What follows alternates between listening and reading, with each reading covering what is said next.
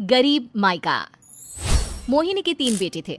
पति खूब अच्छा कमाता और बड़े घर के ऐश सब था मोहिनी के जीवन में। लेकिन एक चीज जो नहीं थी वो थी सुकून। मेरी बहन और मेरा भाई दोनों गरीब, लेकिन मैं मेरे पास तो नोट की बरसात है। तभी मोहिनी की बहन वीना उसके दरवाजे आ जाती है। अरे मोहिनी, कैसी है? मेरे घर में ना सिलेंडर खत्म हो गया है।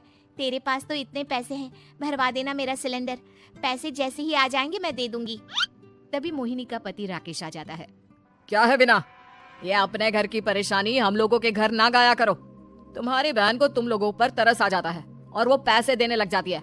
मुझे ये बिल्कुल पसंद नहीं है। ओ जीजा जी, नहीं, मैं तो वो बस अच्छा मैं चलती हूँ। वीना वहाँ से चली जाती है। उसके जाने के बाद अच्छा किया जो आपने सुना दिया। अरे न जाने क्या सोचकर मेरे घर आ जाती है कि जैसे यहाँ तो भंडारा भरा है। अरे कितना तो दे दिया। अच्छा जी, जरा 1000 तो देना। वो बिन्नी दीदी है ना, उनके घर जा रही हूँ। उनका पोता हुआ है तो मुंह दिखाई दे दूंगी। हाँ, उन लोगों के आगे तो शो ऑफ किया करो। वो खुद को बड़ा अमीर शो करते हैं ना, दिखा दे कि तू भी किसी से कम नहीं है। हाँ जी, इसी के लिए तो जा रही हूँ।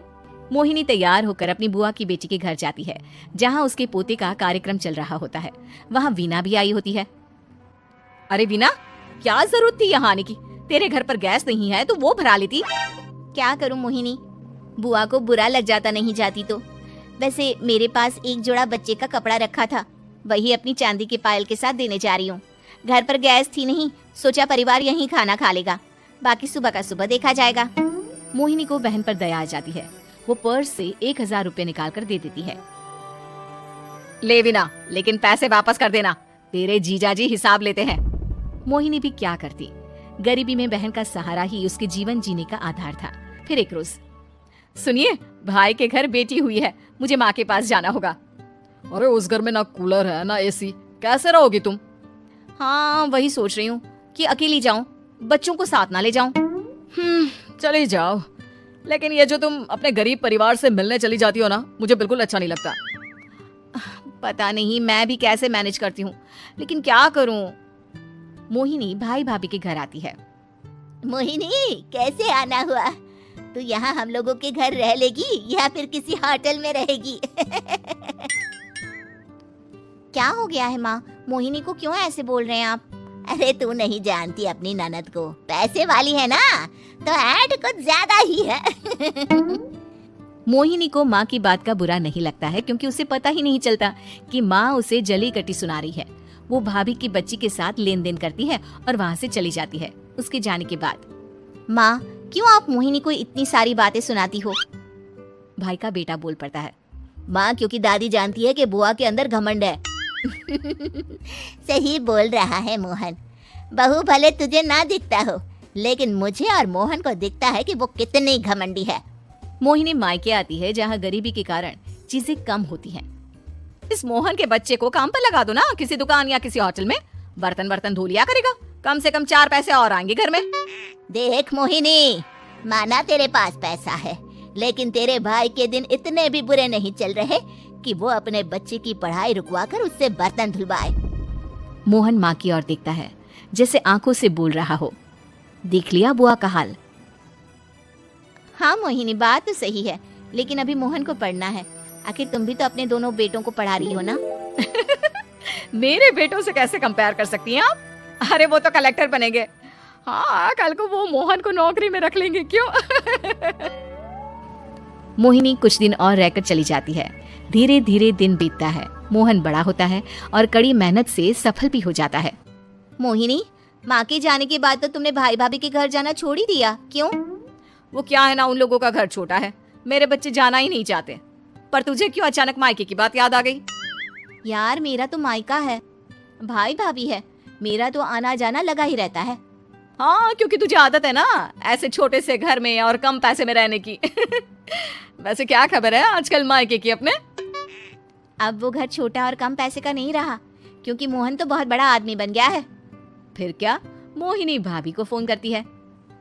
मोहन किसी बड़ी कंपनी का मैनेजर हो गया है क्या भाभी? क्या ये सच है? हाँ मोहिनी दीदी, अब तो हम लोगों के गरीबी के दिन कट गए। आपके भाई ने कोई अच्छे कर्म किए होंगे, जो हम लोगों का बेटा इतना अच्छा कमा रहा है। देख लो भाभी, पहले भी आपने कई गलतियां की थी, आप थोड़ा संभल कर चलना। भाभी को मोहिनी की बात समझ में नहीं आती कि वो क्या कहना चाहती है। फिर एक दिन वीना मोहिनी से कहती है, मोहिनी, हमारा भतीजा मोहन अच्छा कमा रहा है, क्यों ना मैं अपने बेटे की नौकरी के लिए उससे बात करूं। अरे बुआ का बेटा है, ये सोचकर मदद तो करेगा ना। हाँ हाँ, क्यों नहीं करेगा, उसके बुरे दिन में तो हम भी खड़े थे। मोहन को वीना फोन करती है और अपने बेटे की मदद करने की बात करती है। हाँ हाँ बुआ, क्यों नहीं, आप सिद्धार्थ को भेज दें, मैं अपनी ही कंपनी में उसकी नौकरी करवा देता हूँ। दिन बीतते हैं, अब वीना के हालात भी अच्छे हो जाते हैं। क्या बात है वीना, तूने भी कार ले ली, वो भी इतनी अच्छी। हाँ मोहिनी, अपने भतीजे के कारण तो हम लोगों की दिन अच्छी हो गए। उसने सिद्धार्थ की नौकरी लगवा दी है, वो भी शानदार। ठीक है, लेकिन पैसे ख्याल से खर्च करना। वो क्या है ना, पैसे आने आसान है लेकिन संभालने मुश्किल। मोहिनी घर पर अपने पति से बात करती है। देखो ना, सबके पास पैसे हैं, एक वक्त था जब मैं ही अमीर हुआ करती थी। लगता है कि ज्यादा दिन नहीं रह पाओगी, मेरी नौकरी को कुछ साल ही बचे हैं और तुम्हारे दोनों लड़के निकम्मे हैं। उन लोगों को बोलो ना कि नौकरी करें। तभी वहाँ मोहिनी के बेटे भी आ जाते हैं। अरे हमें क्या मोहन समझा है जो दिन रात गधे की तरह काम करते रहे। खैर, दिन फिरते हैं और मोहिनी के पति की नौकरी भी खत्म हो जाती है। मोहिनी क्या करे, थोड़े से पैसे में गुजारा नहीं हो रहा है, तो क्या करे, मेरी समझ में कुछ नहीं आ रहा। मोहन को बोलो ना कि वो इन दोनों के लिए नौकरी देखे, जैसे सिद्धार्थ के लिए नौकरी देखी है। मोहिनी क्या कहती, उसे अपने वो दिन याद आ जाते हैं जब उसने भाभी से मोहन को नौकर बनने की सलाह दी थी। क्या हो गया, क्या सोच रही हो मोहिनी? यही कि वक्त कभी भी किसी का भी पलट सकता है, ऊपर वाले से डर कर रहना चाहिए।